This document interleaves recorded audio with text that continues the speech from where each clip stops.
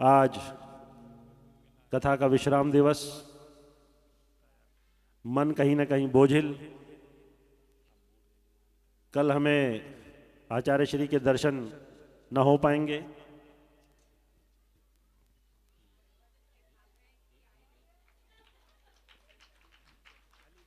आपकी अगली कथा अलीगंज में है, आप वहां प्रस्थान करेंगे।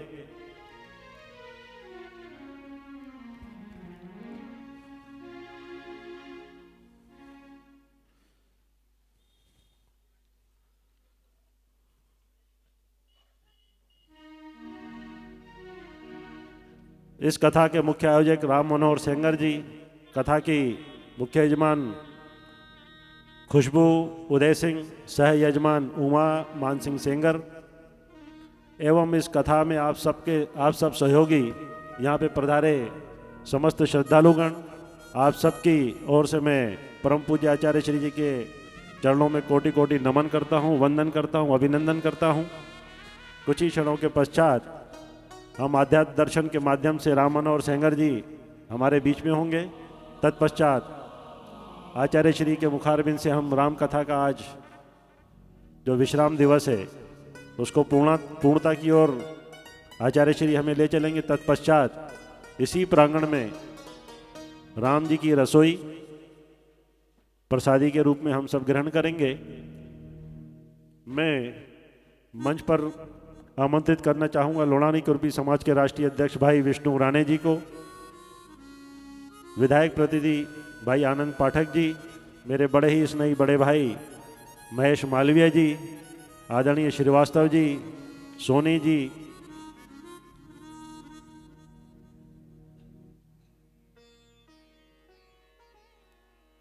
आदरणीय वाजपेयी जी, आप भी पधारें। सोहन सिंह राजपूत जी सपत्नीक, आप भी पधारें। सुरेश महाले जी, आप भी सादर आमंत्रित हैं व्यासपीठ पूजन के लिए। सपत्नीक पधारें आप। अभी मैं यहाँ पे गाड़ी पार्क कर रहा था, मेरे सामने भाई साहब आए थे, आप भी आ जाएं। सपत्नीक पधारें आप मंच पर।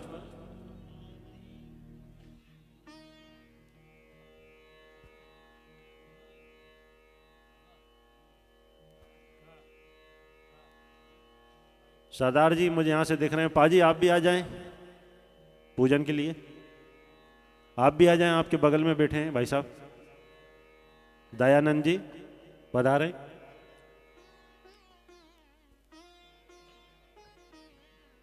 साधना भाभी, सरिता घोटे,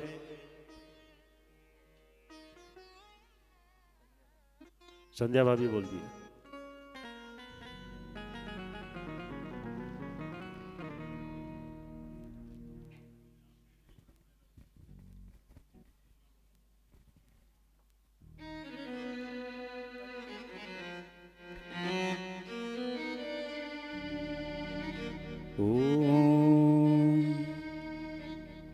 गुरुर्ब्रह्मा गुरुर्विष्णु गुरुदेवो महेश्वरा, गुरु साक्षात् परब्रह्म तस्मै श्री गुरवे नमः।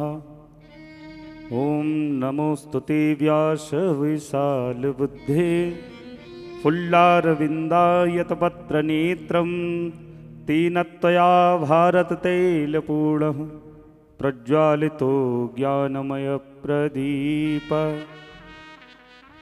अस्ति सस्तरणीकराग्रविगलत् कल्पप्रसूनाप्लुतं वस्तु प्रस्तुतवेणुनादलहरी निर्वाण निर्व्याकुलं स्रस्तैस्रस्तनिबद्धनीव विलसद् गोपीसहस्राव्रतं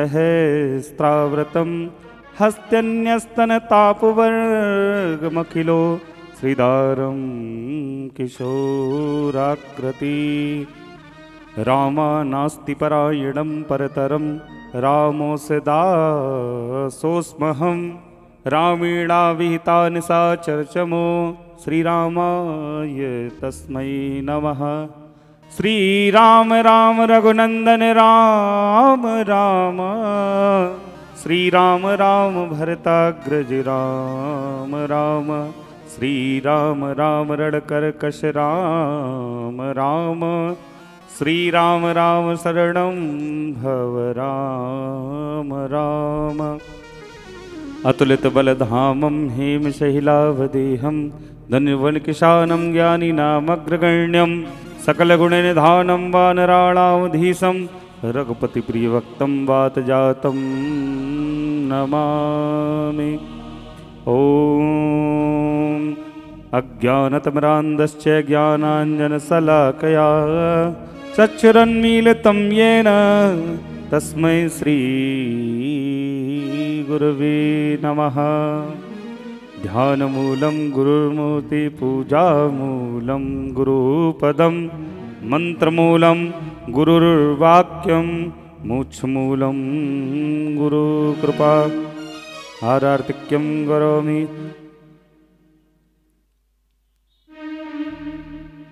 ॐ दगंघविः प्रजननं मे अष्टदशवीरगं सर्वगणगं स्वस्ति। आत्मसनि प्रजासनि पशुसनि लोकसन्यभयसनि, अग्निप्रजां बहुलां मे करोत्पन्यं पयोरितो अस्मासो दत्त। ॐ चन्द्रमा मनसो जात चक्षुः सूर्यो अजायत, श्रोता द्वादश प्राणश मुखार्दग्निरजायतः। ॐ जलिशीतलीकरणं देवादिदेववन्दनं, शीतले तं जगन्माता शीतले तं जगत्पिता शीतले तं जगद्धात्री शीतलायै नमो नमः। हाथ में पुष्प लेकर के पुष्पांजलि करें। ॐ जगनेन जगमय जन्तदेवास्थानि धर्माणि प्रथमन्या सन्नते हनागं महिमानः सजन् तत्र पूर्वेशाध्यासन्ति देवः। ॐ नानासुगन्धपुष्पाणि यथा कालोद्भवानि च पुष्पाञ्जलिर्मया दत्ता ग्रहण परमेश्वर। मंत्रपुष्पांजलिं समर्पयामि। वेदवदी से पधारे धोटे जी भी सादर आमंत्रित हैं। कंचन लिखित कर, रंजना लिखित कर, आप भी कृपया मंच पर पधारें, गुरु जी का स्वागत करें, व्यासपीठ पूजन करें।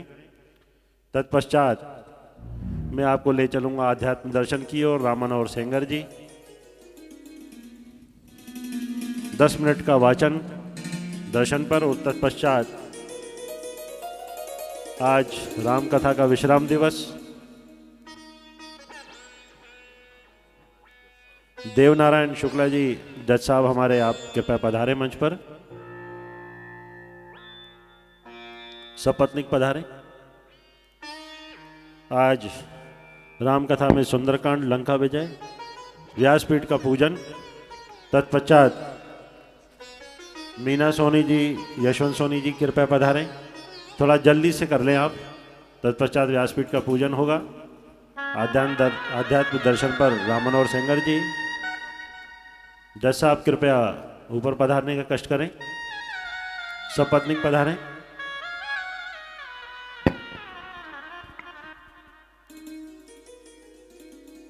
ध्यान विज्ञान परमार्थ संस्थान की प्रस्तुति आध्यात्मिक दर्शन रोज हम श्रवण करते हैं, जिसके रचयिता नए नए प्रयोग, वायु रॉयल एन्क्लेव के संस्थापक, एक मशहूर बिल्डर्स भोपाल के मेरे बड़े भाई राम मनोहर सेंगर जी, महेश मालवीय जी एक छायाचित्र गुरु जी को भेंट करते हुए। राम दरबार बड़ा ही सुंदर चित्र। मालवीय जी हमें नहीं देते यार आप, नेशनल टीवी पे आप। जी जी। संजय भैया से निवेदन करूंगा, श्रद्धेय आचार्य जी को राम दरबार के श्रद्धापूर्वक भेंट करेंगे। श्रद्धेय व्यासपीठ को सादर प्रणाम, श्रद्धेय आचार्य जी को प्रणाम। श्री राम कथा में पधारे सभी भाइयों बहनों को प्रणाम, मातृशक्ति को प्रणाम। श्रद्धेय आचार्य जी पिछले 7 दिनों से राम कथा का यहाँ श्रवण करा रहे हैं। बड़ी कृपा पूर्वक पिछले लगभग 23 वर्षों से भोपाल में दिसंबर के माह में वे कृपा पूर्वक यहाँ पधारते हैं। और अपनी अमृत वाणी से, रसभरी वाणी से श्रीमद् भागवत कथा, राम कथा का यहाँ श्रवण कराते हैं। मैं पूरे भोपाल वासियों की तरफ से उनके चरणों में नमन करता हूँ। साथ ही वायु इनक्लेव के संस्थापक श्रद्धेय राम मनोहर सेंगर साहब, वे भी अध्यात्म की जो यहाँ इस मंच के माध्यम से बातें बता रहे हैं, जीवन में वो भी बहुत महत्वपूर्ण है। हमारे बीच में साध्वी कथावाचक बहन मेकल सुता, उनका भी बहुत बहुत सम्मान है। दोनों यजमान, उनका भी आदरणीय सेंगर साहब के छोटे भैया आदरणीय उपेंद्र प्रताप सिंह जी, खुशबू जी, और पूरे सभागार कथा, उसमें विष्णु राणे जी, बहुत बड़ा उनका सहयोग है। वे आनंद पाठक जी और सारे संजय शिवनानी जी का तो पार्षद इस क्षेत्र के लोकप्रिय है, और हमारा छोटा भैया भी वार्ड 60 के पार्षद शक्ति राव जी, और सारे लोग, सबको मैं नमन करता हूँ। श्रद्धेय आचार्य जी आज कथा के बाद, विश्राम के बाद, कल से उनके दूसरी कथा, 12 तारीख से मुंबई में कांदीवली में उनकी कथा है। और जैसा राम बाबू शर्मा जी ने बताया, निर्णय किया है कि 21 दिसंबर से 2024 में श्रद्धेय आचार्य जी की कथा भोपाल में होगी। उसका समय और स्थान आपको सूचित कर दिया जाएगा। आदरणीय, जोरदार एक बार ताली बजा दी, क्योंकि एक साल प्रतीक्षा करना पर आनंद के साथ, और उसमें सेंगर साहब का भी बहुत बड़ा योगदान रहता है और आगे भी रहेगा उनका मार्गदर्शन। मैं एक बार पुनः सभी श्रद्धालुओं को, मातृशक्ति को प्रणाम करता हूं। कथा के विश्राम के पश्चात विशाल भंडारा कार्यक्रम रखा है। सेंगर साहब ने बहुत बड़ा योगदान भंडारे के, उनकी इच्छा है कि भंडारा सबको प्रसाद मिले और आनंद पूर्वक मिले, और जो भी श्रद्धा पूर्वक आनंद भंडारे में सहयोग करना चाहते, कृपा पूर्वक वहाँ मंच के पास, वहाँ पे एक डायरी रखी है, वहाँ नाम लिखा दें। आपकी धनराशि हो, चाहे आपका जो भी योगदान है, वो यहाँ पे भंडारे के रूप में, सबके प्रसाद के रूप में बटेगा। ये आपके परिवार के लिए सौभाग्य की बात होगी, जिसकी यथाशक्ति संजय भैया ने, सबनानी जी ने कहा कि भैया चाहे 5000 लोग आए भंडारे में, सबको हम आनंद पूर्वक भंडारा ग्रहण कराएंगे, और भंडारे में सुचारू व्यवस्था हमारे कार्यकर्ता बनाए रखे। श्रद्धेय आचार्य जी आज की तारीख में, कल जैसे बताया था, मनोज अवस्थी जी महाराज के चरणों में नमन करते हो। लक्ष्मण भैया आप भी आ जाओ, जल्दी फटाफट पूजा कर दो गुरुदेव। तो 5 ख्याति प्राप्त अंतर्राष्ट्रीय कथावाचक भारत के, उनमें अग्रिम पंक्ति में श्रद्धेय आचार्य जी का भी, मनोज अवस्थी जी का भी नाम लिया जाता है। जोरदार ताली ऐसी बजा दीजिए कि उनके गृह ग्राम कानपुर के पास औरैया, वहां तक आवाज चली जाए, हमारी गुरु माता भी सुन ले, है ना। तो इन शब्दों के साथ मैं संजय भैया को, और बहुत वायु इनक्लेव के हमारे भाई सेंगर साहब, जिन्होंने बहुत श्रद्धा के साथ ये आयोजन किया। मैं इनसे कह रहा था कि भैया अलग से अलग पड़ेगा, लोग श्रद्धालु लोग आ नहीं पाएंगे। बोले मालवी जी उसकी चिंता मत करो, पूरा पांडाल भर जाएगा। और मैं रोज देख रहा हूँ मात्र शक्ति से पूरा पांडाल भर रहा। इन्हीं शब्दों के साथ संजय शिवनानी साहब इस क्षेत्र के, हमारी छोटी बहन लाडली, वो पार्षद हैं, और संजय भैया भी, और विष्णु राणे जी और उनकी पूरी टीम, धोटे जी, हमारे वाजपेयी जी, आनंद पाठक साहब, और जिनके नाम नहीं ले रहा उनको क्षमा याचना के साथ एक बार पुनः हमारी छोटी बहन कथावाचक मेकल सुता जी, जब गुरु जी का आदेश होगा, गुरु जी के सम्मान में वो कुछ वचन बोलना चाहती है, उनको सम्मान पूर्वक मंच पे यहाँ बुला लिया। अजीत पवार साहब, उनका भी स्वागत, अभिनंदन। मैं माइक्रोफोन आदरणीय संजय शिवनानी जी को देता हूँ। और श्रद्धेय आचार्य जी मतलब ये अध्यात्म के आचार्य जी, वो भी कुछ उनकी बिटिया, ए बिटिया ये बहुत बढ़िया ये काम कर रही, पूरी व्यवस्था देख रही, ये सेंगर साहब की बिटिया। अच्छे, सब पूरी वायु इनक्लेव की यही मालकिन है, समझ लो। जोरदार ताली बजा दीजिए, है ना। इन्हीं सब, वो छोटी बिटिया भी है ना। सबको मैं बहुत बहुत अभिनंदन, वंदन, नमन कर। एक का नाम सिमरन है, एक का नाम शिप्रा है। पूरी व्यवस्थाएं देखती हैं। हमारे बीच में कांग्रेस के वरिष्ठ नेता कैलाश भैया पधार चुके हैं। कृपया वे भी आए, आचार्य श्री के दर्शन स्वागत करें, व्यासपीठ का पूजन करें। तत्पश्चात में आपको ले चलूंगा ध्यान विज्ञान परमार्थ संस्थान के संस्थापक श्री राम मनोहर सेंगर जी का आध्यात्म दर्शन हम श्रवण करेंगे। तत्पश्चात इस राम कथा का आज विश्राम दिन, आज हम श्रवण करेंगे सुंदरकांड, लंका विजय एवं भगवान श्री राम का राज्याभिषेक। कितना सुखद संयोग। आज भी राम जी का हम राज्याभिषेक करेंगे, 22 को भी करेंगे और फिर 30 अक्टूबर को भी करेंगे। अब मैं ज़्यादा समय न लेते हुए बड़े भाई श्री राम मनोहर सेंगर जी से अनुरोध करूंगा कि कृपया वे हमें आध्यात्म का दर्शन आज किसी नए प्रसंग के माध्यम से करवाएं। श्री राम मनोहर सेंगर जी। इसके पूर्व एक बार जोरदार जयकारा, जय जय श्री राम। आवाज में दम नहीं है। जय जय श्री राम, जय जय श्री राम। बोलिए सियावर रामचंद्र की। ध्यान मूलम गुरु मूलम गुरुपदम मंत्र मूलम गुरुर्वाक्यम मोक्ष मूलम गुरु कृपा। ओम जय सद्गुरुदेव, जय पशरणम।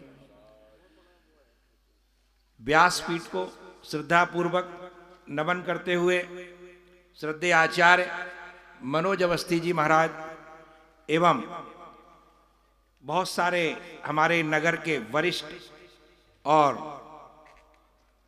प्रमुख प्रबुद्ध गण यहाँ जो पधारे हैं और भाव प्रेमी माताएं और बंधु, जैसा भैया ने अभी कहा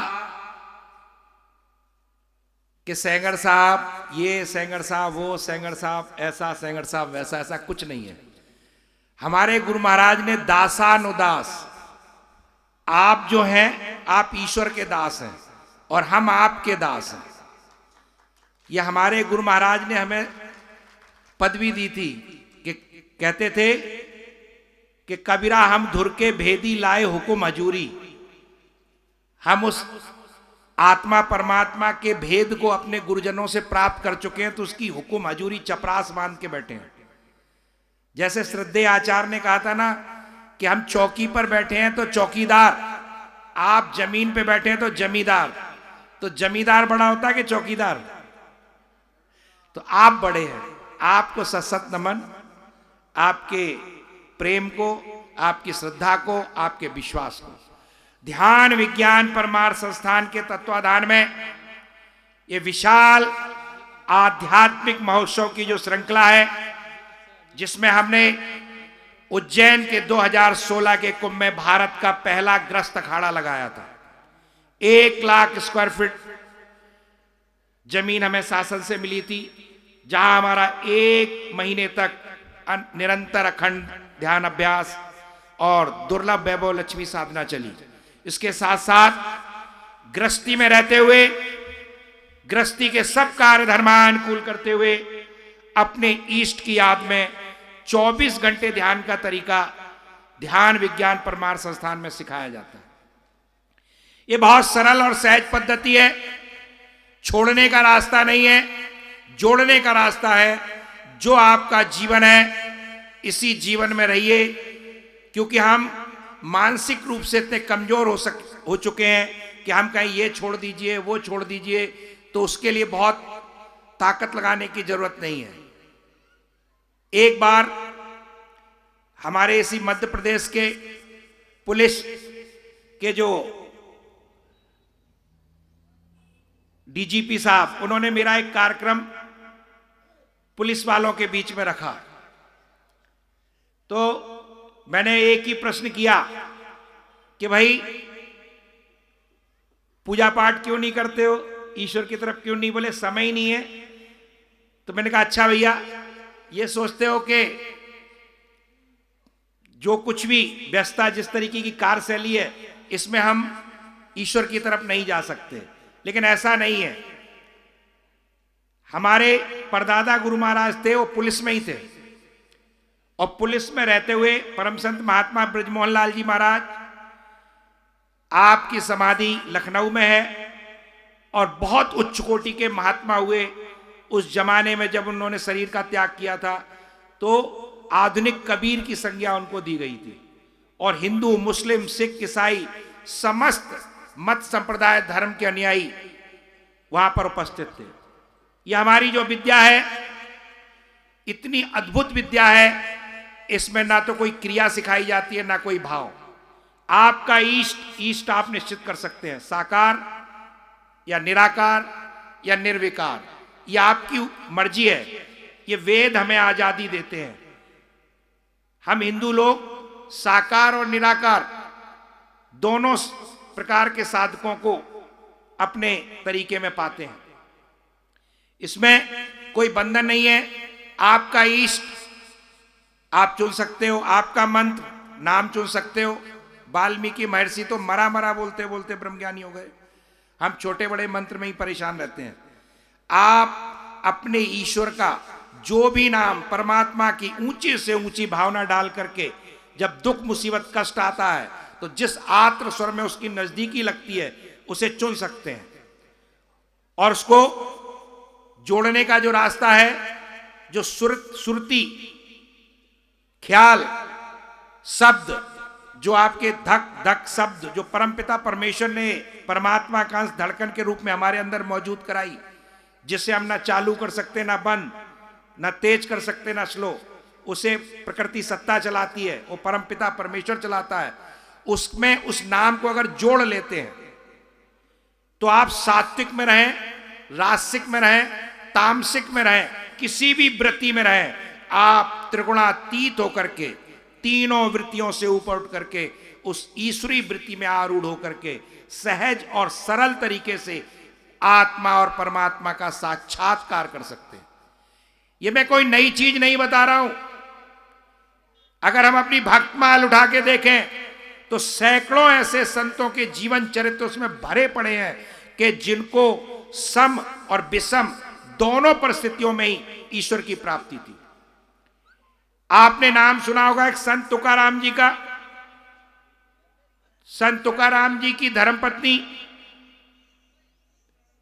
बहुत पूजा पाठ के खिलाफ रहा करती थी, कर्कशा थी। तो संत तुकाराम के पूजा के सामान को इधर से उधर करती रहती थी। लेकिन वो क्या कहते थे ईश्वर से, हे प्रभु, आपने ऐसी पत्नी दी जिसके कारण मेरा मोह इसके प्रति नहीं जागा, मैं आपसे आसक्त हूं। और एक नामदेव थे, संत नामदेव की पत्नी पूजा की थाली सुंदर से लगा के देती थी, सारी व्यवस्थाएं करती थी, अच्छी सहधर्मिणी थी पूजा में। वो कहते थे, हे प्रभु, आपका बहुत बहुत धन्यवाद, आपने ऐसी पत्नी दी कि जिसके कारण मैं तुम्हारी पूजा कर पाता हूं। परिस्थितियां अलग अलग हैं दोनों के यहां, लेकिन दोनों संत हैं। हम इतिहास में देखते हैं सात्विक, रासिक, तामसिक तीनों परिस्थितियों में, क्योंकि हम दुनिया में श्रेष्ठ क्यों हैं हिंदू धर्म में। दुनिया में कितने प्रकार के विचार हैं? दो ही विचार है, पॉजिटिव और नेगेटिव, सही और गलत।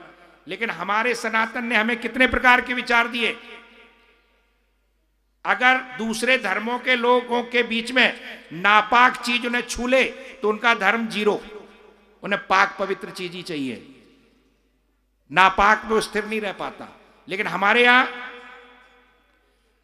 यहां तामसिक में भी देह होते हुए विदेह की पद्धति हमारे शास्त्रों में मौजूद है। यह है हमारी ताकत।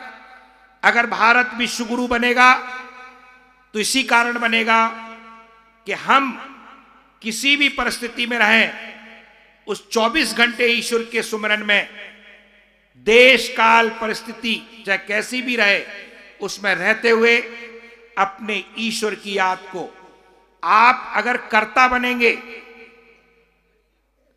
जब तक जपने वाले बनेंगे तो काम नहीं बनेगा। जब तक अंदर से जपने वाला पैदा ना हो जाए, जब तक आपका अजपा जाप ना चल जाए। अजपा आपने नहीं जपा, उसने आपको जप लिया, आपकी मैं खा गया, तब आप उस चीज को अनुभूत कर सकते हो कि ऐसे तो हम कहते हैं, माताएं बहनें कहती हैं हम तो बहुत संकीर्तन करते हैं, हम बहुत ईश्वर नाम लेते हैं, बहुत भगवत भक्त हैं, लेकिन क्या ईश्वर की प्राप्ति हुई? क्या आत्मा परमात्मा मिला? क्योंकि हम क्रिया और भाव में उलझ गए। जैसा महाराज जी ने कहा था कि आजकल टोने टोटके बहुत चल रहे हैं।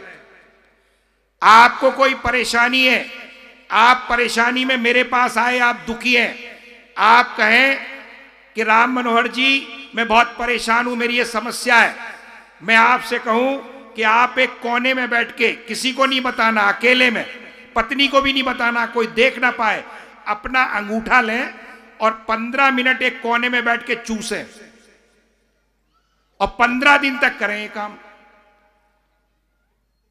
तो आपका जो काम है वो अंगूठा चूसने से कोने में 15 दिन बैठिए आप। लेकिन आपको चूंकि मैंने बताया आपकी मेरे प्रति श्रद्धा भक्ति विश्वास है, तो आपकी चित्त की एकाग्रता के कारण वो प्रकृति सत्ता आपका वो काम करा देगी। लेकिन अंगूठा चूसने से नहीं हुआ, काम तो बना, लेकिन 16वें 17वें 18वें दिन आप अंगूठा चूसते पाए जाएंगे। क्योंकि जो चालीसा हम पढ़ते हैं, हमें अपना चालीसा बड़ा लगता है, दूसरे का चालीसा छोटा क्यों लगता है? अपना इष्ट बड़ा लगता है, दूसरे का छोटा क्यों लगता है? क्योंकि हम आध्यात्मिक और आत्मदर्शन को प्राप्त हिंदू नहीं बने हैं, इसलिए क्रिया और भाव का शिकार हो रहे हैं। हम क्रिया और भाव के शोषण का शिकार हो रहे हैं। हमारे वेद कहते हैं कर्म कांड और धर्म तब धारण करो जब आपको अध्यात्म और आत्म दर्शन सिखाने वाला सदगुरु मिला हो, जो आपके तीनों शरीर आपके अलग अलग कर दे। शरीर, स्थूल शरीर, सूक्ष्म शरीर, कारण और कारण शरीर, तीनों शरीर आपके अलग अलग काम करने लगे। इसके बाद अगर आप कर्म कांड और धर्म धारण करेंगे तो उस क्रिया और भाव के शोषण का शिकार नहीं होंगे। नहीं तो आजकल समाज में ऐसे अंगूठा चूसू सत्संग बहुत चल रहे हैं और लोग उसमें उलझे हुए हैं, उनका शिकार है। ये दुर्भाग्य देश का कि हम भारत की उस समृद्ध सनातन वैज्ञानिक विरासत के संवाहक होने के बावजूद भी हम आत्मबोध परमात्म बोध नहीं कर पा रहे। हम किसी से पूछें कि भाई आपको ईश्वर की प्राप्ति हुई, बोले हम 40 साल से साधना कर रहे हैं। उस 40 साल के साधना का परिणाम क्या है? बोले शांति मिलती है, आनंद आ जाता है, इससे ज्यादा आप क्या चाहते हो? शांति आनंद तो बहुत तरीकों से मिलती है। किसी को पी के आनंद आता है, किसी को खा के आनंद आता है, किसी को पहन के आनंद आता है, किसी को ओढ़ के आनंद आता है। लेकिन परमानंद, घनानंद, चिन्मय आनंद वो कैसे मिलेगा? जब तक आप उंगली रख के अपने शरीर में आत्मा बनाने के योग्य नहीं हो जाते, तब तक बहुत कठिन है। ध्यान विज्ञान परमार्थ संस्थान अनवरत इस विषय पे कार्य कर रही है।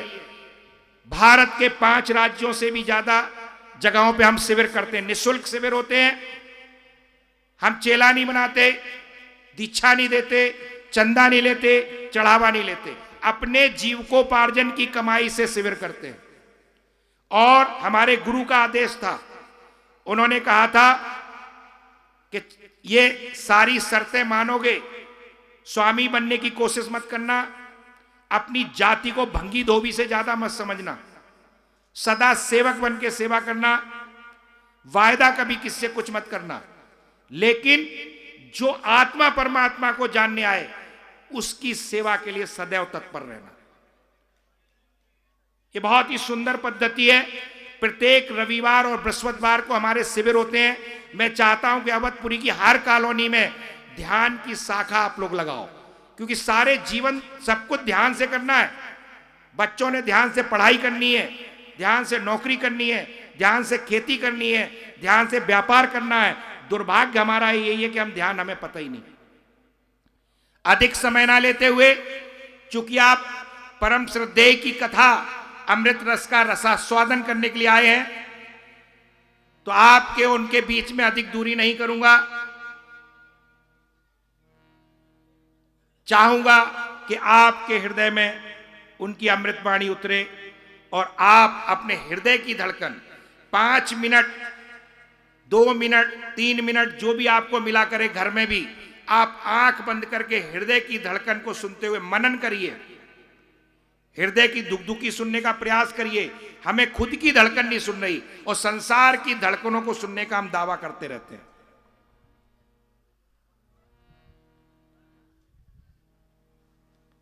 चलिए।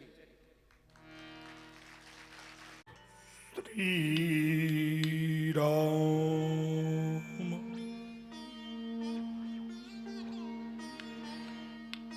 श्रीरामं सलक्ष्मणं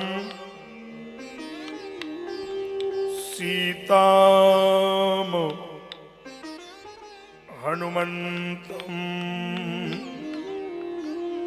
तथैव च गुरुं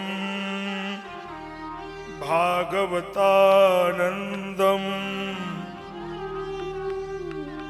भूयो भूयो नमाम्यहम्।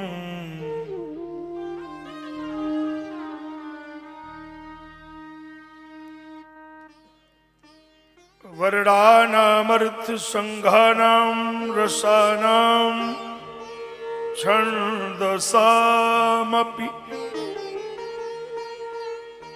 मङ्गलानां च कर्तारौ वन्दे वाणी विनायकौ।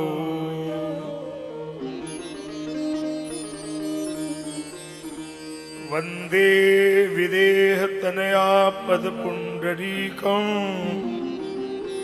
कैशोरसौरभ समाहृत योगचित्तम्। हन्तुं त्रितापमनिशं मुनिहंससेव्यम् सनमानसालपर्पीत परागपुञ्जम्।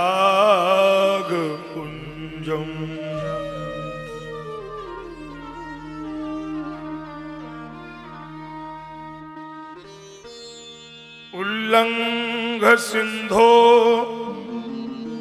सलिलं सलीलं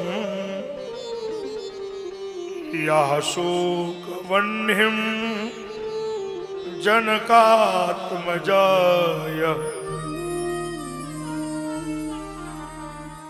आदाह तैनेह ददाह लङ्कां नमामि तं प्राञ्जलिराञ्जनेयम्।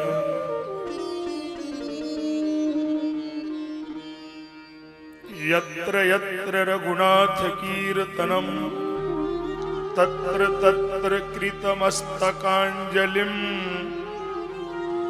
भास्पवारि परिपूर्ण लोचनं मारुतिं नमत राक्षसान्तकम्। वाणी गणपति शिव उमा प्रभु हनुमत बलधाम। बाल्मीक सिया राम कहूँ तुलसी सहित प्रणाम।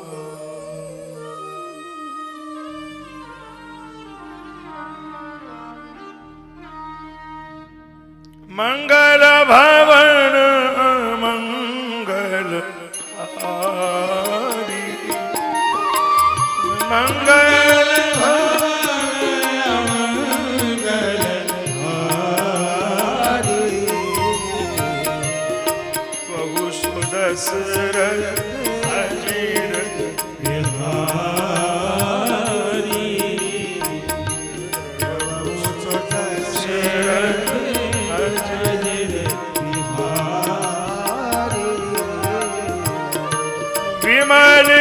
कथा कर कीन अरंबा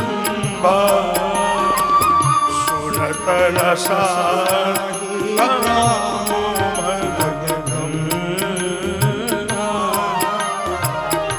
वंदहु राम लखन देहि वंदहु लखन बरेही जे तुलसी के परम स्नेही जे तुलसी के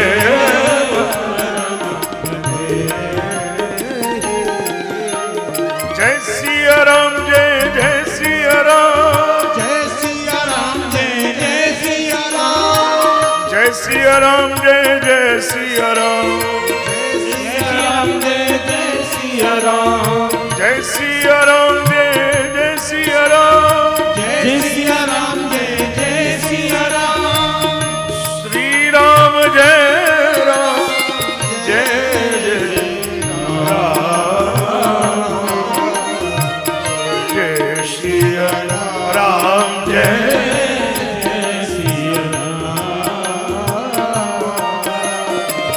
कथा जो सकल लोक हितकारी सोई पूछन चाहस कुमारी जय सिया राम जय जय सिया जय सिया राम जय जय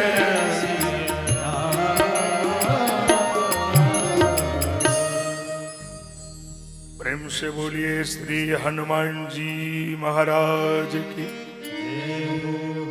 अपने अपने गुरुदेव भगवान की सब संतन की सब भगतन की नमः पार्वती पत हर हर महादेव नमो महद्भ्यः ब्रह्मणेभ्यो नमो नमः। परम प्रेमास्पद परमात्म स्वरूप श्रद्धालु श्रोता बंधो श्रद्धामयी माताओं, ध्यान विज्ञान परमार्थ सेवा संस्थान के सानिध्य में धीरे धीरे इस कथा का आज विराम दिवस आ ही गया है। बहुत सराहनीय प्रयास भाई राम मनोहर सेंगर जी के द्वारा, बहुत ही सफलतम प्रयास आप सबका कि आप सबने आकर के इस कथा में सहभागिता की। सभी लोगों का प्रेम भाव श्रद्धा, सभी संस्थाएं, चाहे वो श्रमश्री हो या लोणारी कुंडी समाज के लोग हों या मेरे सभी शिष्य सदगुरुदेव कृपा मंडल और इस बीडीए वेदवती ग्राउंड और यहाँ की सभी संस्थाएं, अवधपुरी राजधानी भोपाल से हम आज इस कथा का अंतिम प्रवचन इस सभागार में होगा। आप सबको सादर जय सिया राम नमस्कार, आप सबकी श्रद्धा को नमन। और हम लोग जो देश दुनिया में आस्था के वैदिक टीवी पर दुनिया में ये कथा देख रहे हैं उनको भी नमस्कार करता हूँ। आप हम स्क्रीन पर जुड़े रहेंगे, आनंद लेते रहेंगे इस कथा का। आइए सीधे हम आपको आज ले चलेंगे किष्किंधा की तरफ, जहां से इस चर्चा को गति देना है। इस कथा में हम सबके आवास की व्यवस्था, भोजन की व्यवस्था, पांडाल से लेकर इस भंडारे में जो बहुत बड़ा अभूतपूर्व सहयोग हुआ है, उसके लिए हम आप सबकी तालियां और अपनी तरफ से दोनों बेटियों को साधुवाद दे रहा हूं। ये हमारी छिपरा और सिमरन, ये सारी रचना इन्हीं दोनों बेटियों के की है। मेरे लिए आवास, रहना और तत्काल एक बंगला बनाया, सबके गुरुजी कहाँ रहेंगे सब इंतजाम किया। मैं इन दोनों को बहुत धन्यवाद करता हूँ कि भगवान इनकी ऐसी बुद्धि रखें कि सदा धर्म कार्य इनके द्वारा होता रहे। मैं दोनों यजमान खुशबू उदय प्रताप सिंह, उमा मान सिंह सेंगर, उनको भी साधुवाद करता हूँ। पूरी ईमानदारी से, पूरी निष्ठा से, पूरे श्रद्धा से इन चारों ने मिलकर के पूरा पूजन, हवन और नित्य पाठ, नित्य कथा के समय में आना और मेरी भी सेवा में रहना, तो इन दोनों को भी धन्यवाद है। और भगवान से प्रार्थना है कि ये दोनों हर वर्ष ना बने, लेकिन जीवन में कई बार यजमान बनते रहे, ऐसी बात। इनको भी ये सौभाग्य भगवान देता रहे और आप सबको भी ये सौभाग्य मिलता रहे। आओ हम देखें, वहीं से चर्चा को गति देते हैं।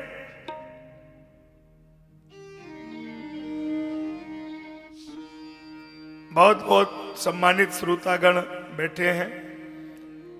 कैलाश मिश्रा जी को भी मैं देख रहा हूं। ये सब उस समय के लोग हैं जब मैं भोपाल में पहली बार आया हूं। मुझे याद है उस समय से कैलाश मिश्रा जी कथा सुनने आते हैं। 24 बरस का सफर, तो बड़ा उस समय भाव, प्रेम, श्रद्धा का दर्शन होता था। तब से लेकर आज तक ये कारवां बढ़ता चला गया। आप सब बहुत बहुत वंदनीय हैं। मैं समय की आज एक ऐसी स्थिति है कि हम समय पर सारी बात कहनी भी है। आपसे इजाजत लेना है। भोपाल वालों के लिए खुशी की बात है। आप कहो तो बता दूं, बता दें, आज हम जा रहे हैं। अब देखिए इससे ज्यादा क्या आपके लिए खुशी की बात होगी। आप हमारी वजह से आना पड़ता है, तो हम वैसे तो नहीं जाते, लेकिन हमने सोचा मौसम भी खराब हो रहा है तो चला ही जाना चाहिए। तो सर्दी भी हो रही है, सुबह सुबह आपको स्नान करके यहाँ आना होता है, तो हम जाएंगे, इसमें अब संदेह नहीं है। अब तो वो जो राम जी की इच्छा है, क्योंकि कथा तो राम जी की करनी ही है। तो आज भी हमारा इंतजार हो रहा है। ये अलीगंज, ये उत्तर प्रदेश में है, बरेली और फरकाबाद की तरफ, जहाँ कथा चल रही है। और अवधपुरी का प्रेम है कि हम यहाँ पर हैं, कि इस हम वहाँ गए हुए हैं, तो कथा में तुरंत वहाँ शामिल होना ही है। तो मैं ले चलूँ वहाँ से। तुम उपकार सुग्रीव ही कीन्हा, राम मिलाही राजपद।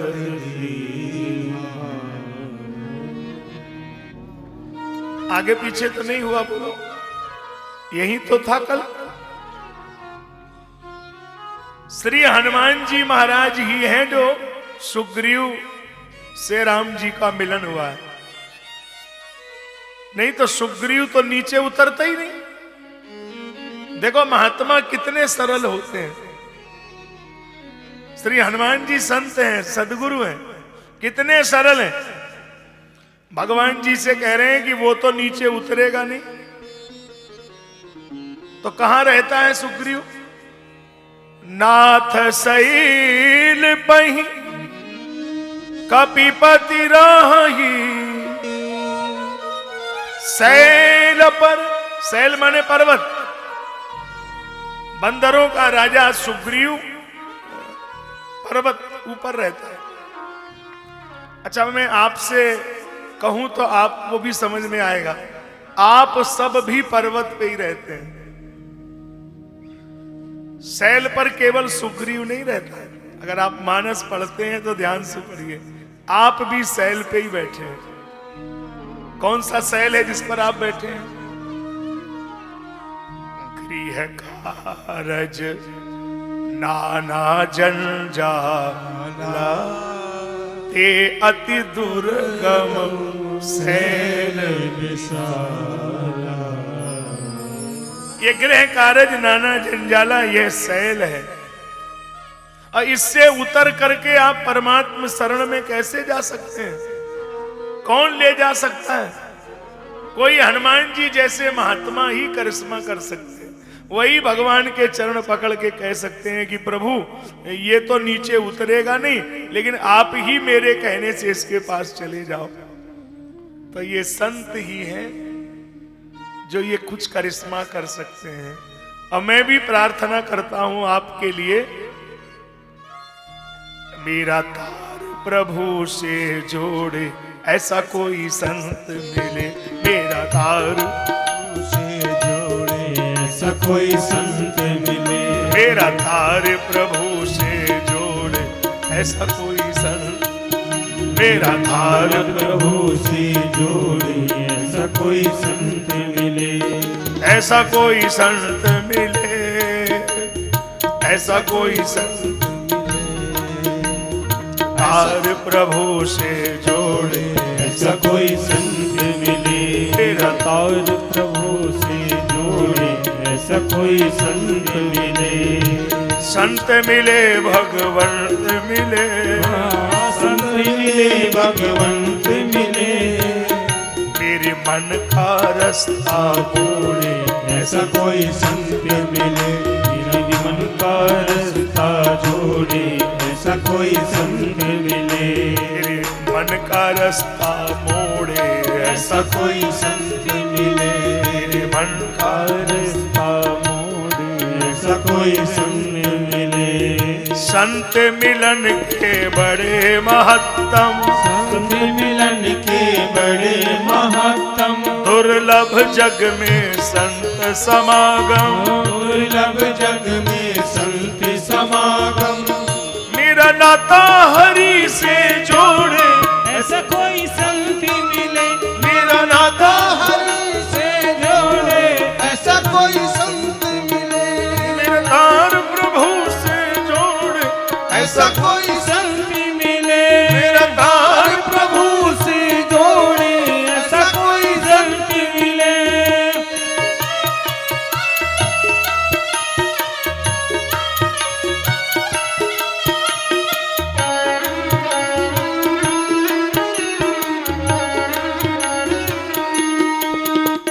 नाथ बाली अरु में दो भाई, नाथ बाली में और दो भाई, नाथ बाली अरु में दो भाई, नाथ बाली और में दो भाई, प्रीत रही कछु बरन न जाई, प्रीत रही कछु वरन न जाई, प्रीत रही कछु बरन न जाई, प्रीत रही कछु वरन न जाई। ये सुग्रीव अपनी कथा सुना रहा है। देखो भगवान से भी कोई अपनी कथा सुनाए ये ठीक नहीं है, लेकिन ये सुग्रीव है ना, सैल पे रहता है, तो कह रहा दोनों भाइयों में बड़ा प्रेम था। फिर क्या हुआ? वो मैं दानव का बेटा मायावी, उसने बाली को ललकारा और उस युद्ध में बाली के साथ मैं भी गया। अब मैंने समझा बाली मारा गया तो मैं चला आया। अब इसकी कथा मैं क्यों सुना रहा हूं, थोड़ा समझना पड़ेगा। और मंत्री लोग नहीं माने, उन्होंने हमें जबरदस्ती पद पे बिठा दिया। हमारा बिल्कुल मन नहीं था। लक्ष्मण जी ने राम जी से कहा महाराज आदमी ठीक नहीं लग रहा। क्यों? अब बताओ, ये कह रहा है कि मंत्रियों ने जबरदस्ती हमको पद पर बिठा दिया, ये बात संभव है? अरे इसे भाई की प्रतीक्षा करना चाहिए था। ये कौन सी बात है जबरदस्ती पद पर बिठा दिया? राम जी बोले मजबूरी रही होगी, लोगों ने जबरदस्ती की होगी तो पद पर बैठ गया होगा। बोले नहीं, ये जितने पद पर बैठने वाले होते हैं ये ऐसे ही भाषा बोलते। मैं आप बुरा नहीं मान, ये जितने होते हैं वो यही कहते हैं कि नहीं हमारा बिल्कुल मन नहीं था, वो तो नहीं माने, जबरदस्ती टिकट दिया कि तुम ही को लड़ना। अब तो मजबूरी, फिर जनता नहीं मानी, लोगों ने कहा नहीं तुम ही जीतो, तो वो बिठा देते हैं जबरदस्ती। लक्ष्मण जी ने कहा बड़े भैया, अगर कोई जबरदस्ती पद पर बिठा सकता हो तो ये सुग्रीव की बात आप मान ले रहे हैं, ईमानदारी ये है कि अगर कोई जबरदस्ती बिठाने की स्थिति में होता तो भरत भैया को पूरे दुनिया की ताकत लग गई, उन्होंने कोई नहीं, किसी ने बिठा पाया? भरत नहीं बैठे, लेकिन ये तो स्वयं बैठा है। बात वहां भी भाई और भाई में ही है, अब बात बाली और सुग्रीव में भी भाई में है। और एक बात सब जीवन की डायरी में लिख लो, जीवन की कलम से, एक पक्के पेन से लिख लो, इसमें कोई अंतर नहीं आएगा। और जिन्हें विश्वास ना हो, ये हमारा वीडियो रिकॉर्ड करके रख लो, अगर अंश मात्र किसी और की धन संपत्ति आपके पास आ गई और आपने वापस नहीं की तो शायद भगवान क्षमा कर देगा, लेकिन भाई की बेईमानी करने वाले व्यक्ति को कभी भगवान क्षमा नहीं करता। कभी अपने भाई का हिस्सा नहीं खाना चाहिए, भाई का धन हड़प नहीं करना चाहिए। धन तो किसी का भी नहीं हड़पना चाहिए, लेकिन भाई का नहीं, क्योंकि भाई का धन अगर कोई ले रहा है तो ये महाअपराध होगा। मिल जाते हैं विश्व में मित्र कलत्र हजार, लेकिन मिलता है नहीं भैया बारंबार। भाई हो, ये जितनी बेटियां बैठी हैं इनमें कोई ऐसी बेटी नहीं है जो ये चाहती हो कि पिता का घर हमें मिले। वो यही सोचती है कि नहीं, एक भाई मेरे घर में जरूर हो, क्योंकि ये धन भाई को मिलेगा तो मैं यहां आऊंगी तो मेरा सम्मान होगा, मैं क्या इसको लेके करूंगी। उसके लिए भाई ही सबसे बड़ा धन है। तो अक्सर बहन और भाई में बहुत प्रेम होता है, इसी कारण से, क्योंकि भाई बहन की रक्षा जितना भाई कर सकता है उतना फिर और कोई नहीं कर सकता। भाई को आप समझ लीजिए कि उसके रहते बहन को कोई उंगली भी नहीं हिला सकता बहन की, क्योंकि वो भाई ही होता है जो बहन की रक्षा करता है। कलिकाल का थोड़ा सा असर हुआ, समाज में थोड़ा परिवर्तन हुआ, लेकिन आज मैं कुछ नई तस्वीर देख रहा हूं। आज ऐसी परिस्थितियां बन गई हैं कि अगर पैसे के कारण समय का फेर बदल गया और अगर बहन गरीब हो गई और फटी साड़ी पहनकर भाई के द्वारे आती है तो आज भाई बहन को देख करके मुंह घुमा लेता है। समय कितना बदल गया। अगर भाई फटी शर्ट पहनकर गरीब होकर के अमीर बहन के द्वार पे जाता है तो बहन बोलती है कि मोहल्ले का भाई है, हमारे सगे भाई नहीं है। हम कितने गिरते जा रहे हैं, ये ठीक नहीं है साहब। देखो ये धन बहुत इतना बड़ा नहीं है जितना आप समझते हो। धन वालों का मान जगत में, निर्धन का कोई मान नहीं। ए मेरे भगवान बता दो, निर्धन क्या इंसान नहीं। धनवान बनाए हैं तूने, निर्धन भी बनाए हैं तूने, फिर कौन जगत में ऐसा जन्मा जो जाता शमशान नहीं। ये मेरे भगवान बता दो, निर्धन क्या इंसान नहीं। ये धन ऐसा जीवन में आ गया है और वो कितने दिन रहेगा।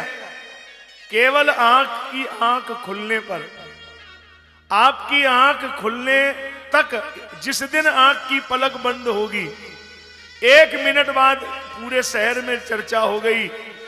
आप कितने धनवान हो, लेकिन पूरे शहर में खबर फैल गई, क्या उनका निधन हो गया। धन खत्म, निधन एक पल में निधन। आप कितने भी स्मार्ट लगते हो, जैसे ही आपका जीवन पूरा हुआ कोई नहीं कहेगा कि फलाने व्यक्ति को सुभाष नगर लाया जा रहा, बल्कि सब यही पूछते रहते हैं, भाई साहब ये मिट्टी कब उठेगी, ये मिट्टी कब जाएगी। आप कितने बड़े आदमी हो, कोई आपका नाम याद नहीं करना चाहता। तभी तक याद है जब तक ये श्वास चल रही है।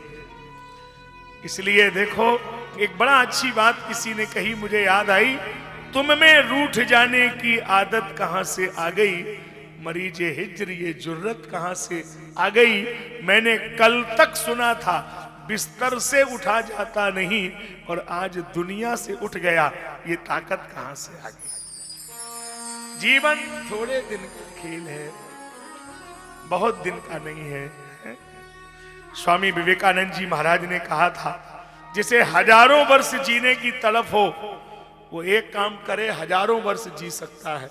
क्या वो कोई ऐसा समाज में काम करके जाए, हजारों वर्ष लोग उसे अपने दिलों में जिंदा रखेंगे। मरे हैं वो जो अपने लिए जिए हैं, और मरकर भी अमर वो हैं जो गैरों के लिए जिए। और किसी की मदद करके, कोई समाज में रचनात्मक कार्य करके जीवन का त्याग हो, नहीं तो साहब मरना तो है ही, उसमें क्या संदेह। तो मैं बात कह रहा था, सुग्रीव जी की बात को राम जी ने सुना, लेकिन राम जी अपने मित्र के प्रति प्रतिज्ञाबद्ध हैं। बाली को बाण मारा, बाली मरा नहीं, उठ के बैठ गए। कई लोगों को इस प्रसंग में लगता है, मैं चूंकि समय आज नहीं है, आज केवल गणना ही करानी है सभी प्रसंग में थोड़ा थोड़ा, चूंकि आज समय बहुत कम है, बात करनी है, प्रसंग भी पूरा रखना है। तो बाली पर लोगों को संदेह है कि राम जी ने क्यों मार दिया बाली को।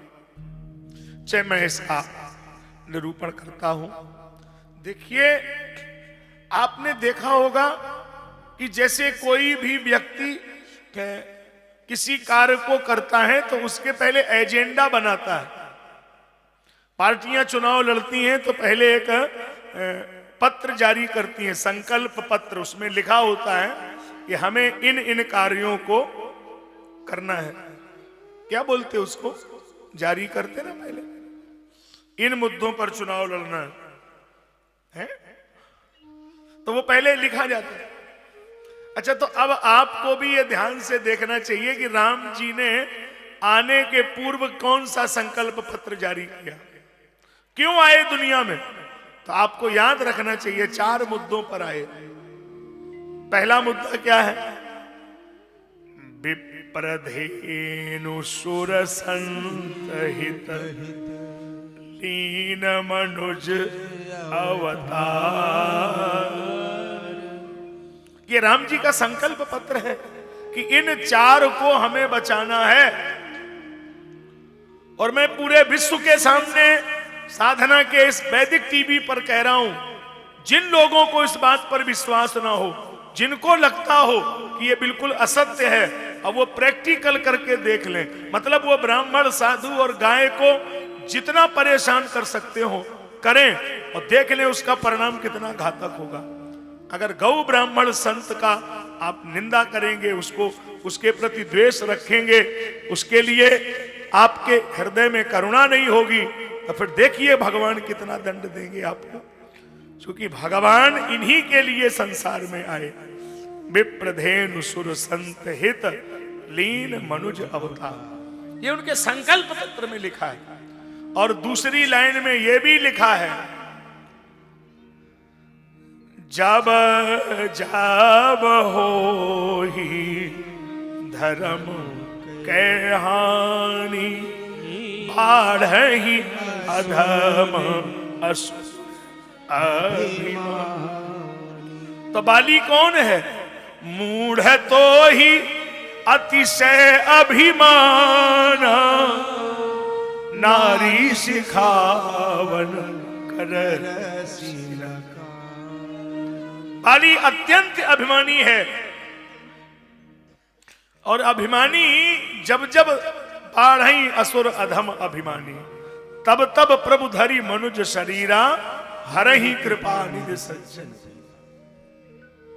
तो ये भगवान के कानून आदमी पे ही लागू क्यों होते हैं, ये जानवरों पे लागू क्यों नहीं होते हैं?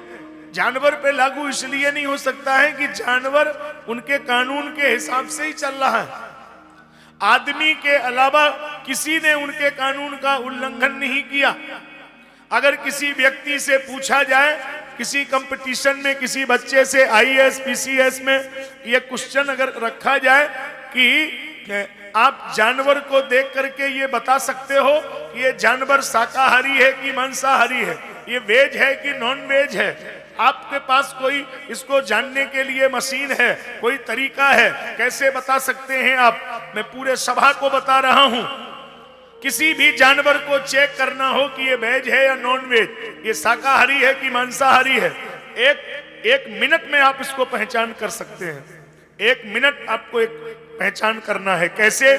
आप उसके सामने एक बाल्टी में पानी रखिए, अब बाल्टी में पानी रख करके थोड़ी दूर पे खड़े हो जाइए। अगर वो पानी जीभ लगा के पी रहा है तो आप उसको तुरंत बोल सकते हैं कि मांसाहारी।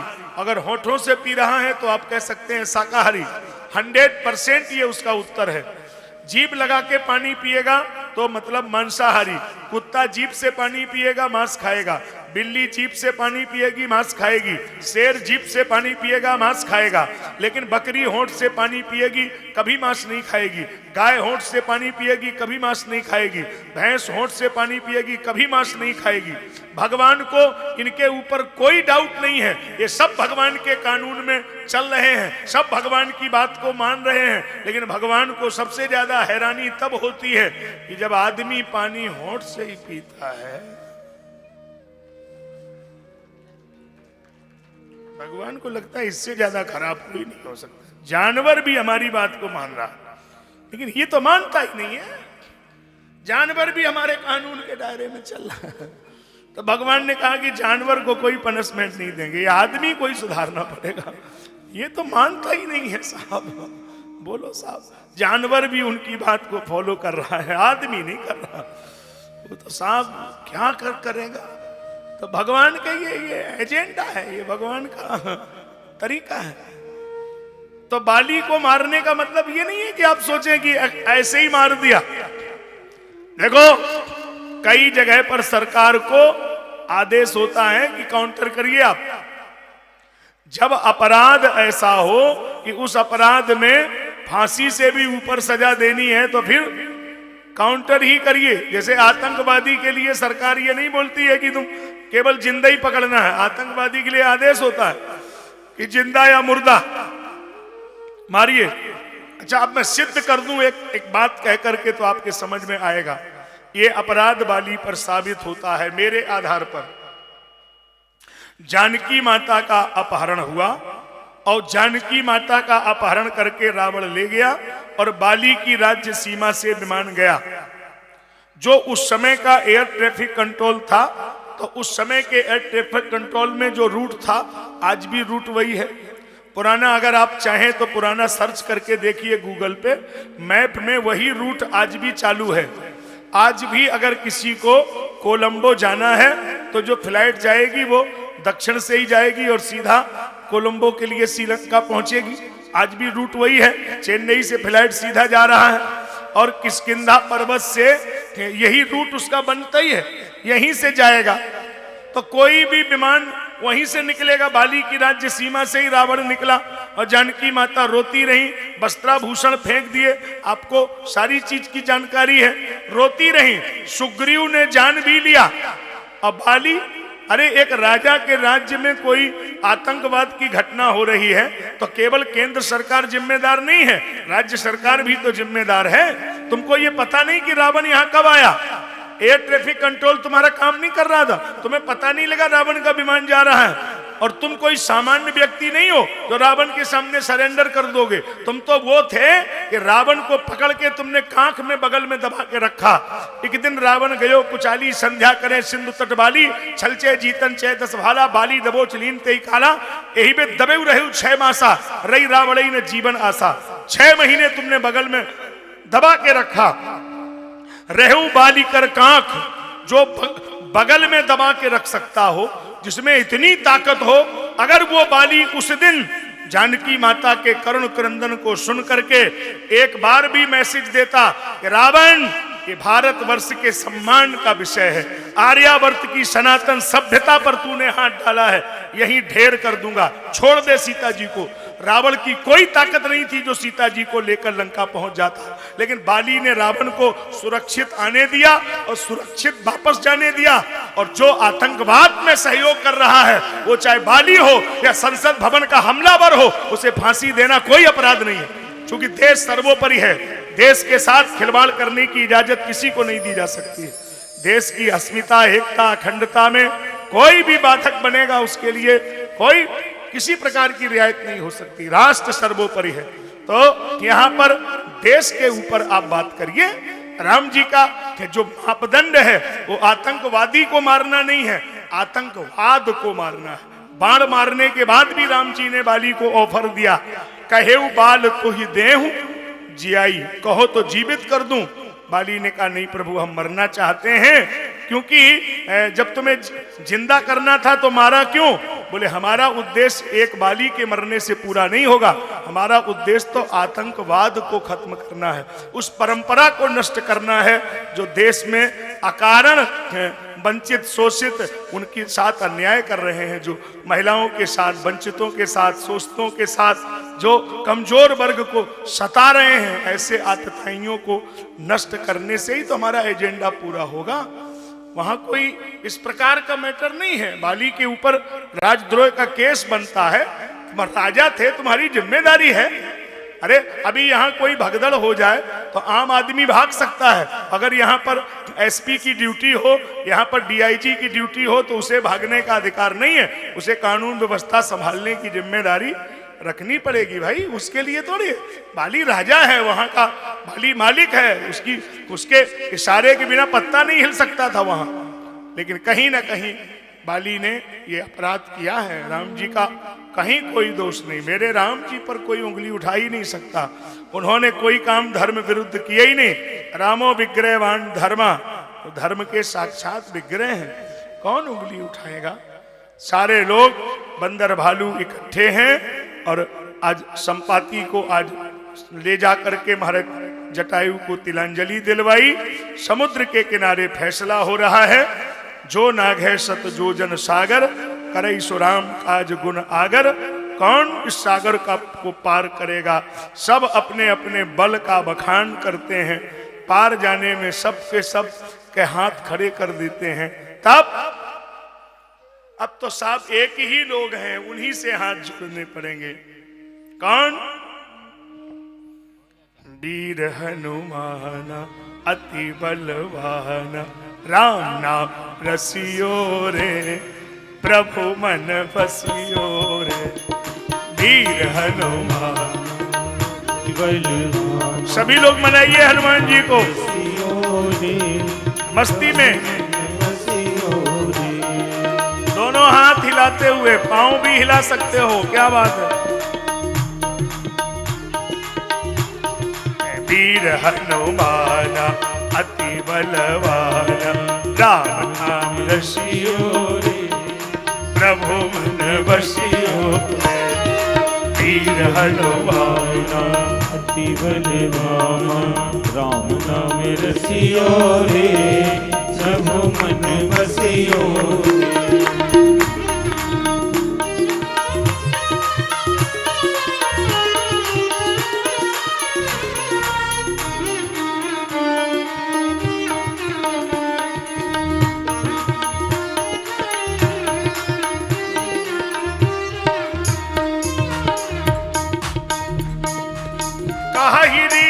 पति सुन हनुमान, पति सुन हनुमान, का चुप साधी रहा बलवाना, का चुप साधी रहो बलवाना। पवन तने बल पवन समान, पवन तने बल पवन समान। बुद्धि विवेक भी ज्ञान निधान, बुद्धि विवेक भी ज्ञान निधान।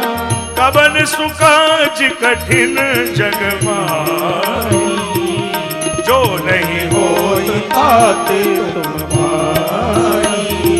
राम काज लग तब अवतारा, काज लग तब अवतारा। सुनते भयो परमतागारा, सुनते भयो परमतागारा। सिंहनाद कर पारई बारा, सिंहनाद कर पारई बारा। नीलौ नाघौ सागर खारा, नीलौ नाघौ सागर खारा। सहज सहाय रावण नहीं मारी, सहज सहाय रावण नहीं मारी। आने यहाँ त्रिकूट उपारी, आनो यहाँ त्रिकूट उपारी।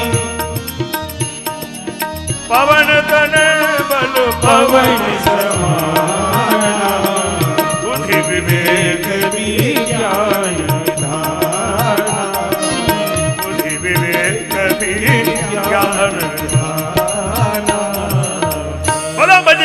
बली जय हो।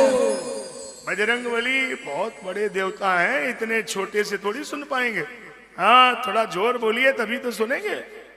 बोलो बजरंग बली जय हो। आप समझ में आ रहा है कि आप लोग बोल रहे हैं?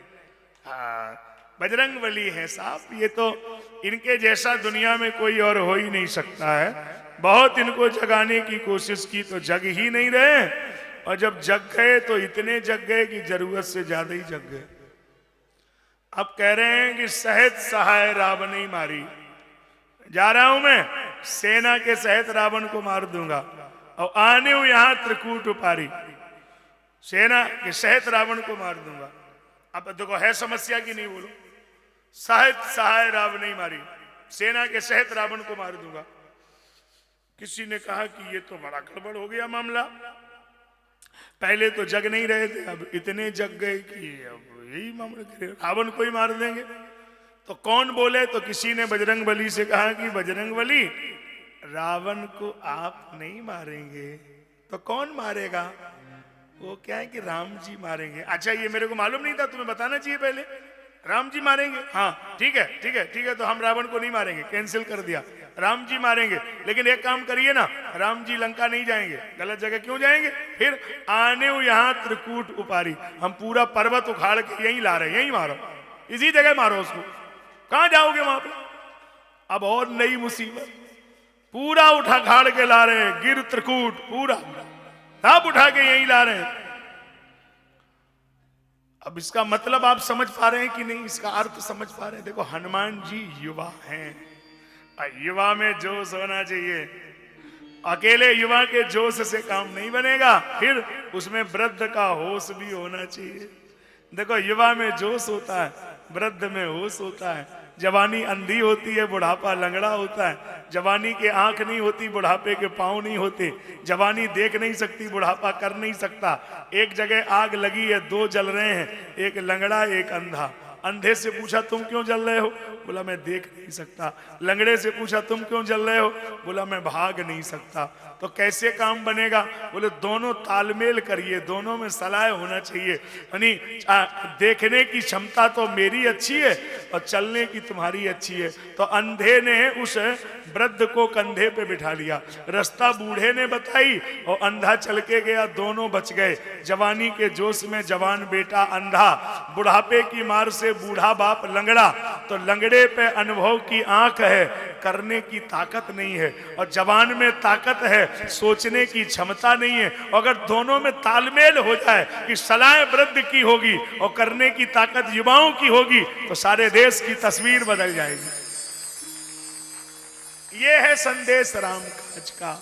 हनुमान जी युवा हैं, रावण को मार सकते हैं और उखाड़ करके लंका यहां ला सकते हैं, लेकिन हनुमान जी ने ऐसा किया नहीं। फिर हनुमान जी ने एक वृद्ध व्यक्ति से पूछा, कौन है वो वृद्ध? जामवंत मैं पूछूं तो ही, जामवंत मैं पूछूं तो ही, उचित सिखावन दीजय मोहि, उचित सिखावन दीजय मोहि। उचित सिखावन दीजिए मोही। अच्छा, अब देखो वृद्ध का भी धर्म क्या है। यहाँ पर जो युवा बैठे हैं, बेटा बेटी सब युवा बहुत बैठे हैं यहाँ, युवाओं में कितना जोश है, लेकिन वो जोश में ही रहते हैं, वो होश में नहीं रहते। तो अकेले जोश से काम नहीं चलेगा, होश में भी रहना पड़ेगा। अब वृद्ध लोग होश में ही रहते हैं, लेकिन अब इनका भी सलाहें देने का धर्म है, लेकिन सलाहें कैसी देना चाहिए? नेगेटिव नहीं देना चाहिए। जैसे कोई युवा में जोश हो तो वृद्ध का धर्म क्या है? अब देखो, जामवन जी से सीखो। जामवन जी क्या कह रहे हैं? हनुमान जी, हाँ क्या कह रहे थे आप? रावण को मारना है। हाँ बिल्कुल मारूंगा रावण को, बिल्कुल मारूंगा, जिस दिन मिलेगा उस दिन मारूंगा, इसमें क्या बात है? वैसे हनुमान जी तुम्हारी बात ठीक है, मारना ही चाहिए, आदमी बहुत गलत है, गलत आदमी मरना। मैं भी चाहता हूं मरना चाहिए उसको, लेकिन एक बात बताइए, जैसे आप उसको अभी आजकल में ही मारने का प्लान बना रहे हैं। बोले हाँ मारेंगे। जामवन जी ने कहा कि जैसे आप रावण को मार देंगे, सीता जी को तो रावण ले गया, फिर ये कौन बताएगा कि सीता जी को कहां रखा है? हनुमान जी ने कहा ये तो नई टेंशन है, वो तो जब वो मर जाएगा तो कौन बोलेगा। तो बोले थोड़ा सा सोचो, 1 मिनट सोचो। हम ये नहीं कह रहे कि तुम नहीं जाओ, जाना है, मारना है उसको, लेकिन मारने के पहले ये तो पता लगे कि उसने सीता जी को कहाँ रखा है, कौन सी जगह पे बंद करके रखा है, और वहां से निकलने का तरीका क्या है, रावण के पास हथियार कितने हैं, मिसाइलें कितनी हैं, कहाँ कहाँ से रावण अटैक कर सकता है, कितने उसके पास अन्न का भंडारण क्या है, पहले ये भी तो थोड़ा सोचो।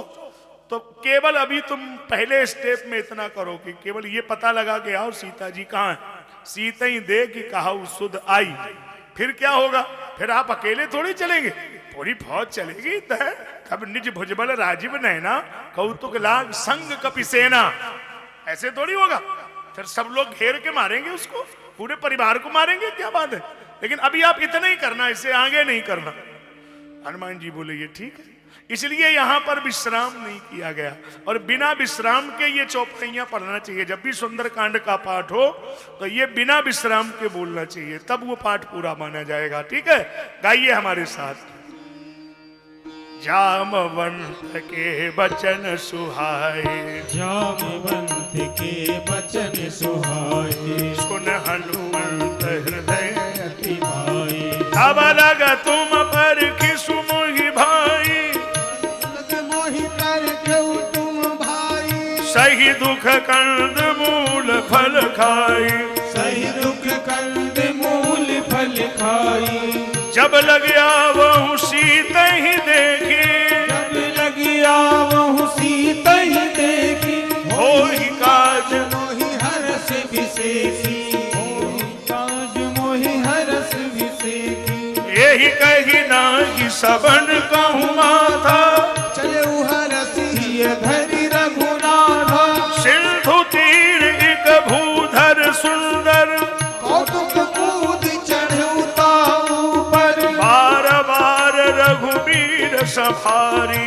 तर्क पवन तनय बल भारी, जेहि गिरि चरण देहि हनुमंता, चलो सुगा पाताल तुरंता, जिमि अमोघ रघुपति दरबाना, एही भांति चलो हनुमाना, जलनिधि रघुपति दूत विचारी, तय मैनाक होई श्रम हारी, श्री राम जय राम, जय जय राम, श्री राम जय राम, जय जय राम, हनुमान तेहि पर कर पुण्य कीन प्रणाम, राम काज कीने बिनो होई कहा विश्राम, सिया राम जय जय सिय राम जय जय राम।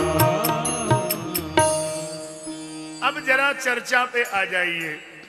हनुमान जी महाराज जा रहे हैं और देखो विचित्र बात समझ में आती है तो सबसे बड़े, लेकिन यही कही नाय सबन कहूँ माथा, सबको प्रणाम कर चले हरस ही धारी रघुनाथा। कितना अपने को छोटा बना के जा रहे हैं। अच्छा, अब वहां कौन मिल गया, कौन मिल गया? सबसे पहले मैनाक पर्वत मिल गया। ये सोने का पहाड़ है, इसके बारे में भी सुन लो। ये मैनाक सोने का पर्वत है, पूरा सोना ही लगा इसमें। अच्छा, सोने का पर्वत था और किसी काल में किसी समय पर पर्वत भी उड़ते थे। पर्वतों के भी पर लगे होते थे, यूं उड़ते थे। अच्छा, उड़ते थे तो बड़ा मजा आता था, लेकिन जब बैठते थे तो बड़ा नुकसान होता था। कॉलोनी की कॉलोनी खत्म, जहां बैठे वहीं साहब खत्म, एक पल में साहब खत्म, ढेर। अच्छा, ब्रह्मा जी बनाने में परेशान और ये पर्वत उजाड़ने में परेशान। ब्रह्मा जी एक तरफ से बना के फ्री हो, तब तक सूचना मिलेगी उधर से गड़बड़, पर्वत खत्म करते जा रहे। ब्रह्मा जी ने कहा कि देखो ये काम नहीं चलेगा, ऐसे कैसे सृष्टि बनेगी, ये पर्वत उजाड़ दे रहे, इनके पर काट दो, पर्वत उड़ने नहीं चाहिए, जहां के तहां रखो इनको। इंद्र ने उठाया वज्र, सब पर्वतों के पर काट दिए, सब पर्वतों के, एक नहीं सब, जिनमें केवल मैनाक बचा। मलय मंगलपत मैनाक बच गया, कोटक कोल्लक सह देवगुरी रिस्मू सीसेड वेंकट बारधार विंध्याचल शक्तिमान छारगिरी गोवर्धन रेपतक ककुब नील गोकामुख इंद्रकील सब के पर काट दिए, सब पर्वत स्थाई। केवल मैनाक बच गया, चूंकि ये सोने का पहाड़ है तो इसका तो पांव काट ही नहीं सकते, वो सोने का पहाड़ है। अब वो मैनाक बच गया, मैनाक बच गया तो अब वो मैनाक पर्वत को लगा कि यदि हमारे भी पर काट दिए गए तो समस्या खड़ी हो जाएगी।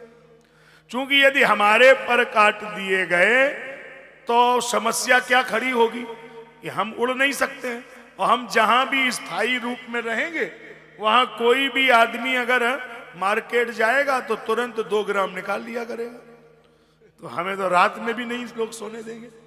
जब उसकी जरूरत होगी तुरंत आएगा, 3 मिलीग्राम उतने में उसका काम हो जाएगा, तो हम तो बड़े नुकसान में पड़ेंगे। मैनाक पर्वत ने पवन नंदन श्री हनुमान जी महाराज को पवन देवता से कहा कि प्रभु आप चाहो तो हमें बचा सकते हो। क्यों? बोले हम समुद्र पे उड़ान भरने जा रहे और तुम थोड़ा हमारे ऊपर दबाव बना देना, हम समुद्र में छुप के बैठ जाएंगे। ये मैनाक ने उड़ान भरी, समुद्र ने पवन देव ने प्रेशर बनाया, वहीं छुप के बैठ गया। आज उसे लगा कि पवन नंदन हनुमान जी लंका जा रहे हैं, मौका बहुत अच्छा है, इनका एहसान भी पड़ जाएगा और कोई नीचे से जानेगा भी नहीं, नीचे नीचे हाथ लगाए रहेंगे।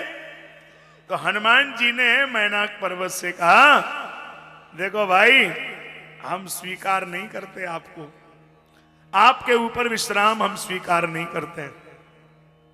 अच्छा, कथा का दूसरा पक्ष क्या है? इतने बुद्धिजीवी श्रोता आते हैं कि हमें हर पक्ष उठाना पड़ता है। देखो ये मैनाक सोने का पहाड़ है, इसका मतलब जब कोई भक्ति की खोज में जाएगा, जब कोई साधना करेगा तो ये लालच लोभ सोने का पहाड़ उसके सामने आएगा, रोकेगा। तो साधक का धर्म क्या है? इसमें सोने के पहाड़ में लात मार दे? नहीं। धन को अपमानित करना ये किसी के लिए ठीक नहीं, धन का आदर करना चाहिए। है जैसे आप लोग एक शब्द बोलते रहते कि आप लोगों को पैसे की क्या जरूरत, क्या करेंगे आप लोग? आप लोग भजन करिए, कथा करिए, कि पैसे क्यों मांगते रहते हो? अरे भाई ठीक है भजन कर, लेकिन उस भजन करने में उसमें भी जरूरत है। अच्छा आप बोलो, आप लोग आश्रम में आते हो, अगर आपको वहां भोजन ना दिया जाए, लेटने को बैठने को ना दिया जाए, तो बोलो क्या करोगे आप? फिर भी आप नाराज होगे। तो कुछ तो व्यवस्थाएं हैं जो चलती रहती, लेकिन हमारा एक और धर्म है कि हम उन व्यवस्थाओं के लिए तो जितनी जरूरत है उतना तो ठीक है मिल जाए, लेकिन रात दिन हम पैसे ही मांगते रहें तो ये भी ठीक नहीं। जैसे हम लोग संस्थाएं चला रहे हैं, नीचे नंबर आ रहे हैं, किसी ने कुछ डाल दिया, भाव से भेज दिया, तो हम लोग स्वीकार कर लेते हैं। लेकिन हम ये भी धर्म का ध्यान दें कि पूरे दिन हम केवल पैसे ही मांगते रहें और कथा ना करें, तो ये भी तो अधर्म हो जाएगा ना। अरे आप कथा के लिए बैठे, कथा भी तो सुनाइए, नहीं पूरे दिन पैसे मांगते रहिए, कथा नहीं होगी, तो फिर क्या मतलब हुआ?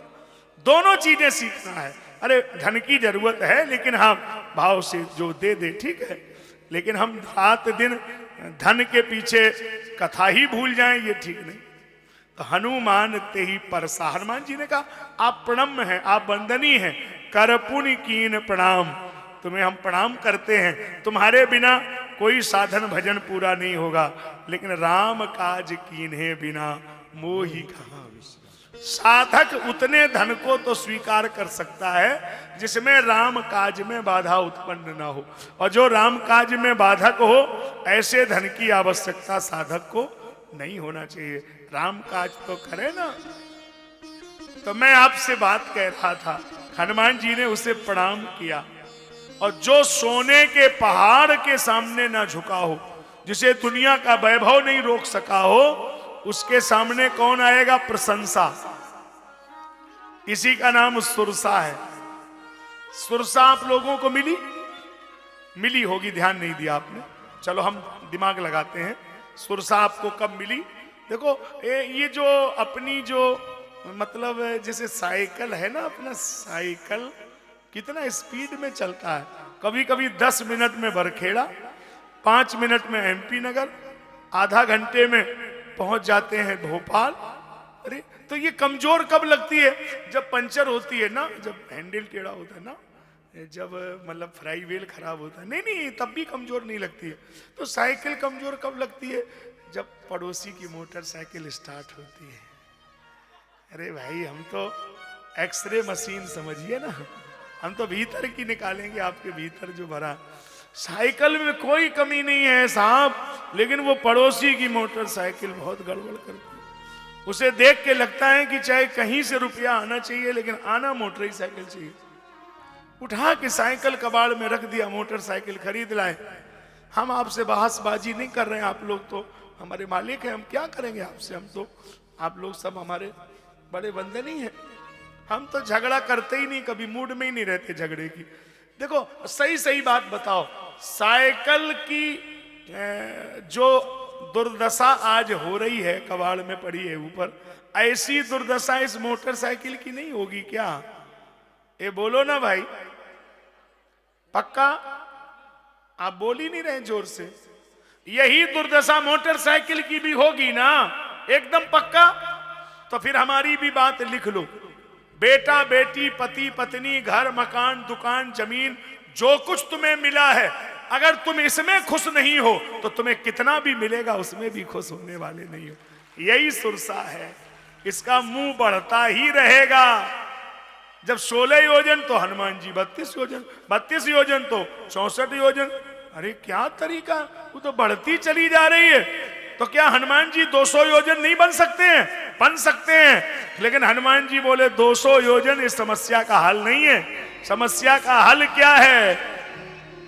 7 योजन ते ही आनन कीन्हा, अति लघु पवन सुत लीन्हा, अति लघु बदन पैठ पुनि बाहिर बदन पैठ पुनि बाहिर महागा बिदा ताही शिरुना मोही सुरन जही लागी पठा बुली परम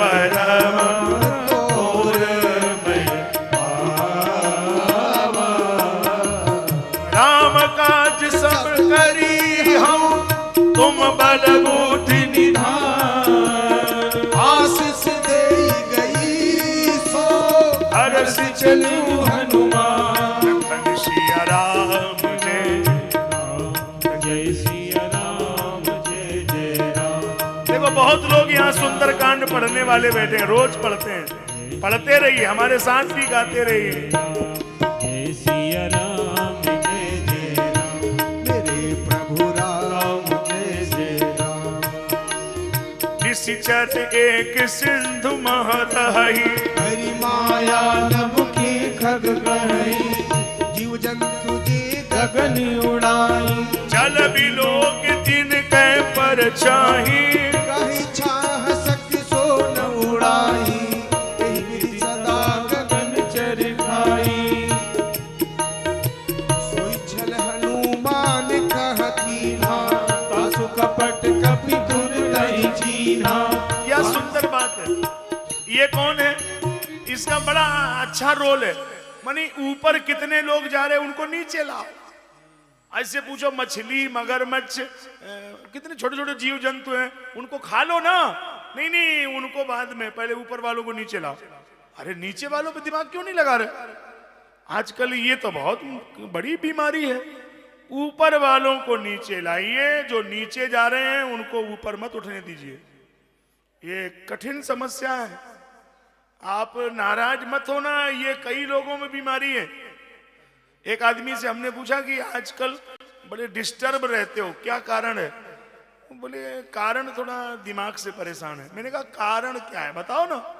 बोले कोई विशेष कारण नहीं है। मैंने कहा कोई तुम्हारे घर में कोई नुकसान हो गया क्या? नहीं, अपना कोई नुकसान नहीं है, अपना तो मकान भी ठीक है, अपना सब कुछ ठीक है। बस आजकल एक ही परेशानी है कि हमारे पड़ोसी का मकान अच्छा बन रहा है, तो हमको उसी टेंशन में हम, अपने मकान की टेंशन नहीं है, पड़ोसी के मकान की पूरी टेंशन है। ये कितने मंजिल बन रहा है, फ्लैट क्यों बेचे जा रहे हैं, तो ये नई जगह क्यों खरीदी जा रहे हैं, इसमें कब बनेंगे कब, इसमें लोगों का बड़ा दिमाग लगा। आज कोई अपने दुख से दुखी नहीं है, लेकिन पड़ोसी के सुख से उसको पूरा लेना देना है। ऐसे लोग यहाँ भोपाल में तो नहीं होंगे, वो मैं नहीं कह सकता।